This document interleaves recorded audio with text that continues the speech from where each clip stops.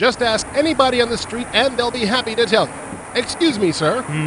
Which country would you think makes the most bizarre computer games in the world? Oh, that's easy. The French. Absolutely right, sir. And it goes beyond just the cultural differences between America and Europe or a language thing. There's something downright weird about the way those folks think. Sir, we're about to review a new French game called Woodruff and the Schnibble by Cocktail Vision and Sierra. If you'd like to step in here, you can help us out. Well, heck, why not? My bus doesn't leave for another 5 minutes. So, this is Woodruff and the Schnibble of Azimuth, is it? Well, that depends on who you talk to, sir. The American version is just called Woodruff and the Schnibble, because the Azimuth part was silly, pointless, and distracting. Is that guy a Schnibble? No, that's Woodruff. He's looking for the Schnibble and for Dr. Azimuth, his adopted father. What is a Schnibble exactly? Good question, but you're going to have to play to find out. That's the whole point of the game. I'm just guessing, but this isn't supposed to be a serious game, is it? Like Inca 2? No, I'm sure the designers were being funny on purpose this time. I don't like the idea of the French trying to be funny. They think Jerry Lewis is a laugh riot. Well, there are some very funny parts to this game. There are also more than a few things thrown in that are just odd and disturbing. Yeah, that's how I feel about Jerry Lewis a lot of the time. Speaking of disturbing, what do you think of these graphics? I really don't know what to think.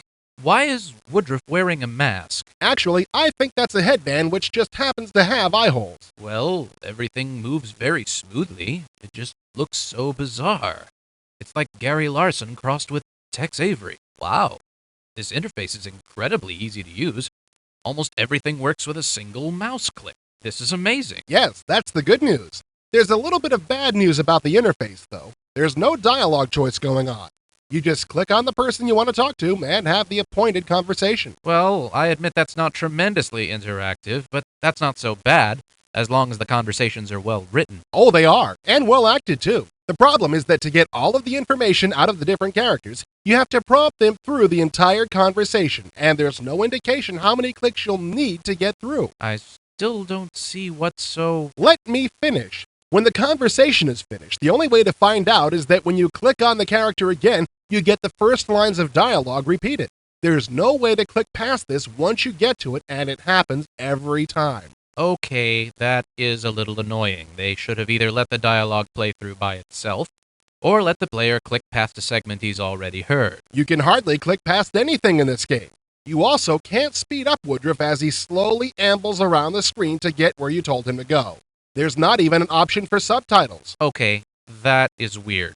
Everyone at least gives you the choice of reading the dialogue in adventure games, but that's really the most aggravating thing about Woodruff.